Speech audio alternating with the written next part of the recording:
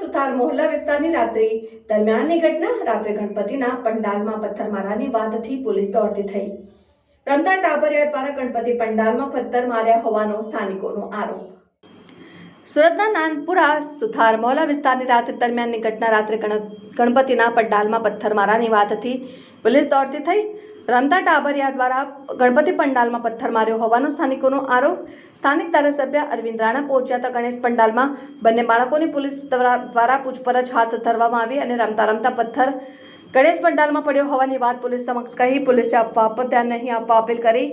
DCP નિધિ ઠાકુર અને ACP સહિતના ઉચ્ચ કક્ષાના સ્ટાફે ગણેશ પંડાલમાં પૂજા આરતી કરી લોકોને શાંતિની અપીલ કરી હતી. એક બ્લેક કપડા પહેરેલા અને એક ટોપી વાળો વ્હાઈટ કપડા પહેરેલા.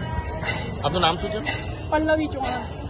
તમે અહીંયા દર્શન કરવા આવ્યા તો શું કરવા આવ્યા હતા? નહીં, દર્શન નહીં, હું બધું કરું છું, સેવા કરું છું. ખોલ્યું ને તો અખંડીવામાં ઘી ફૂટી તો પછાડી એક કોઈ આવ્યો, એક પથ્થર માર્યો તો મેં એને ગાળ આપી.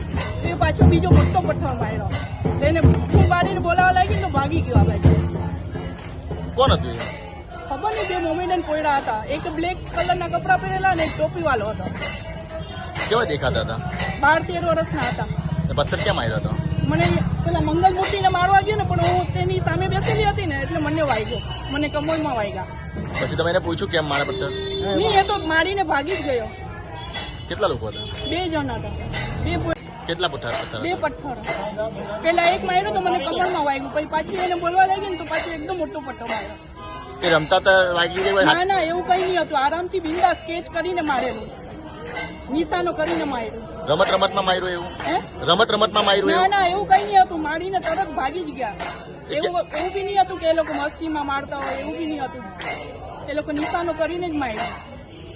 શું કારણ હોય છે કે મારવાનું? પેલું બોલ કેવી રીતના નાખે એ રીતે નાખ્યું. હા, આજ રોજ 29 તારીખના સાંજે 6 વાગ્યાની આસપાસ અઠવા લાઇન્સ પોલીસ સ્ટેશન વિસ્તારમાં એક હબીબ શાહ મોહલ્લા છે અને આ બાજુમાં સુથાર મોહલ્લા છે. તો ત્યાં આવેલ ગણપતિ પંડાલ ઉપર કઈ પથ્થર પડ્યાની માહિતી મળેલ હતી અને તાત્કાલિક પોલીસ માણસો ત્યાં પહોંચતા સર્વેલન્સથી જોતા આજુબાજુના સીસીટીવી નાનકડા 7-8 વર્ષના બાળકો ક્રિકેટ રમતા જેવી મૂવમેન્ટ કરતા હતા અને આનાથી 3માંથી 1 બાળકોના હાથમાંથી પથ્થર છૂટીને ગણપતિના પંડાલના બાજુના પડદા ઉપર લાગી ગયા અને આ 3 બાળકોને એમના વાલીવારસ સાથે લઈને પૂછપરછ કરતા જાણ પડી કે આ લોકો 7 થી 8 વર્ષના છે અને અત્યારે એરિયામાં શાંતિ બરકરાર છે અને પોલીસના માણસો ત્યાં હાજર છે. તો પોલીસ મીડિયા માધ્યમથી આજ હું મેસેજ કરવા માંગુ છું કે કોઈ અફવાઓ પર બિલીવ નહીં કરવો.